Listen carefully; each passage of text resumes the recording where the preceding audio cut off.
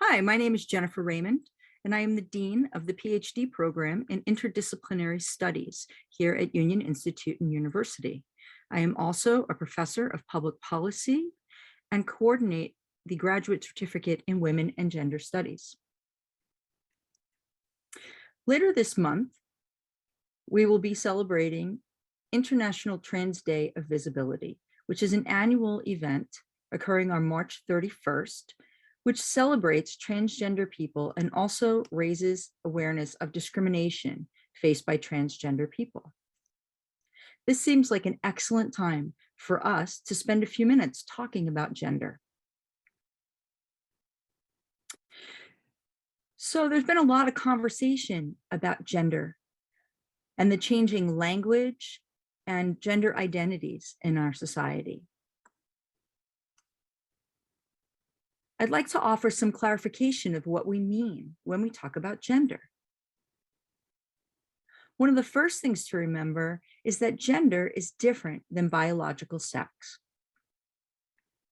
So biological sex refers to our anatomy, chromosomes, and hormones. When we are born, we are assigned to a sex category. We are assigned either as male, female, or if we possess characteristics that are normally associated with male and also possess characteristics associated with female, we might be assigned as intersex. And that is the definition of biological sex. Gender is different than biological sex. Gender is social rather than biological. And there's a few different ways to think about gender. So I'd like to offer some definitions and also some examples that help us to see the ways that gender is part of a social process. The first thing we might think about is gender identity. And so my gender identity is my sense of self. Oftentimes, we conflate gender identity with biological sex. So we say, well, this person was assigned as male when they were born. Therefore, they see themselves as a man and they express characteristics that we would associate with men and masculinity. But again, we want to separate gender from sex because our biological sex does not necessarily determine what our gender is or will be. So again, my gender identity is my sense of self. It may or may not fit what might be expected or historically expected from someone with my biological sex. So my gender identity could include man, or it could include woman. My sense of self is that I am a woman, or it could include something outside of that binary. So a person might identify as non-binary, meaning that they might feel that they are on neither end of that continuum or neither side of that binary. They might feel that they are neither a man nor a woman, or they might feel that their gender is more fluid, that their gender has many facets and is varied. They might identify as pangender, meaning multiple facets or varied, literally translating into all genders. Another way to think about gender would be to think about someone's gender expression. How do they communicate their gender? And so someone may communicate gender in a way that fits with our understanding of masculine or with feminine, or they might be androgynous, being neither masculine nor feminine, or they might be fluid in their gender expression, sometimes appearing more masculine, sometimes appearing more feminine, sometimes appearing androgynous. And what's important to remember here is that there's a difference between gender and biological sex. And to move away from the paradigm that says our biological sex determines what our gender will be. And so in previous understandings of gender, what we've often done is to say our biological sex determines our gender, and that biological sex and predetermined gender shape everything else about us. So we've seen this historically as a way to limit what someone can do. So for example, to say women cannot do particular jobs because that's outside of where women's expertise might be. Women are more naturally nurturing. Men are more naturally interested in mechanics.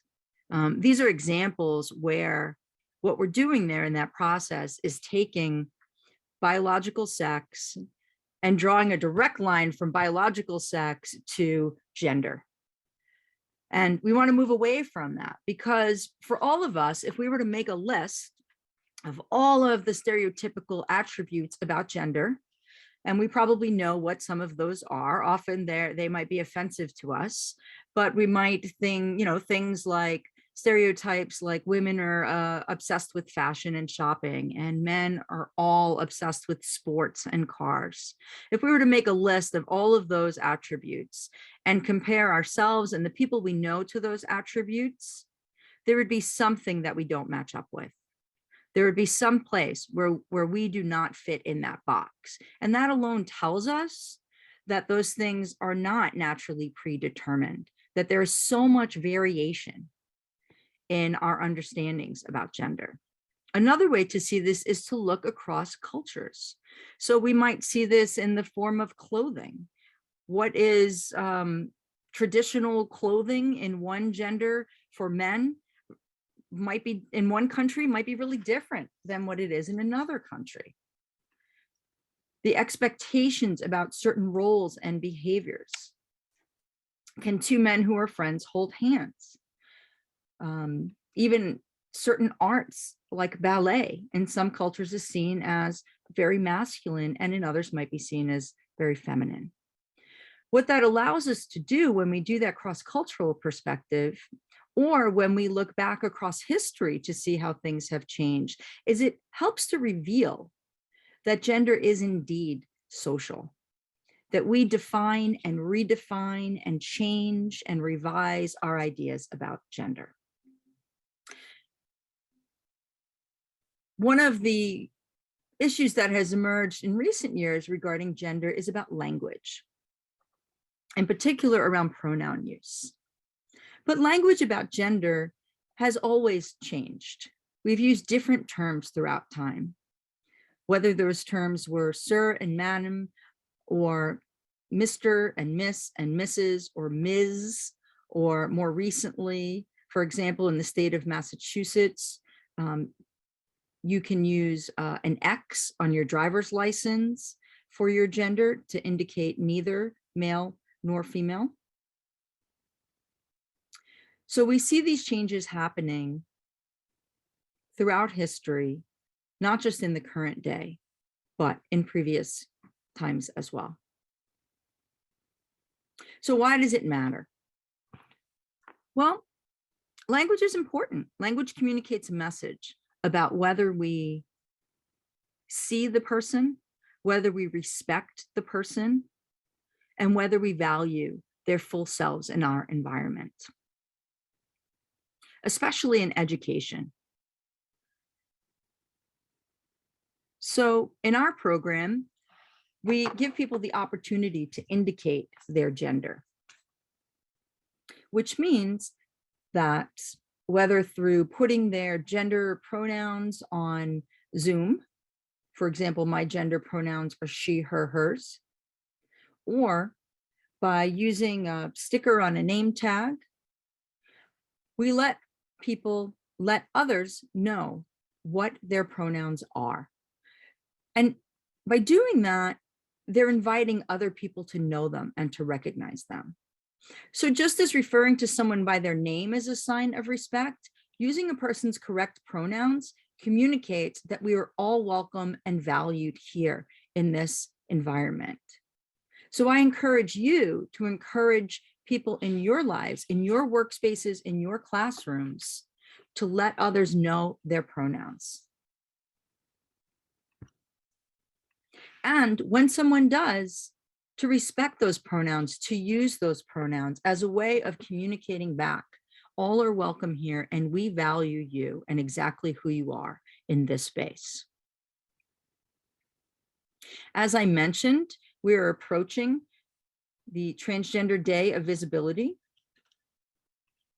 which will be happening on March 31st. And Transgender Day of Visibility is an annual event during which we celebrate transgender people, their contributions, and also raise awareness about discrimination. So if you're thinking, how can I better support people who are transgender? Well, one way is using pronouns and inviting people to use their pronouns, as we just talked about. Another way is to ask yourself, is my space, whether that is your faith organization, your classroom, your workplace, your community, is my space inclusive and respectful of all people, including people who are transgender? And how can I make it more inclusive? So that's one thing that you could do. And we can do those things personally, and we can also do them organizationally. Another thing that we might do is to look around and think about, what are the challenges that people who are transgender face? And one big challenge is discrimination in the workplace, in the classroom, when getting services. So you might think about, how can I work to make sure that people who are transgender have the same opportunities, the same services, and the same safety that people who are non-transgender have? Another way of saying non-transgender is to say cisgender, meaning a person whose biological sex is in alignment with their gender identity. So as you're thinking about this, you might also think about the current legislation that is being suggested and adopted in states across the United States around transgender issues. Many of these bills are seeking to limit transgender rights, whether it is preventing transgender athletes from participating in sports teams or restricting access for transgender people to other services or educational opportunities. This year, for Transgender Day for Visibility, think about what you can do to create a more inclusive world. Thank you.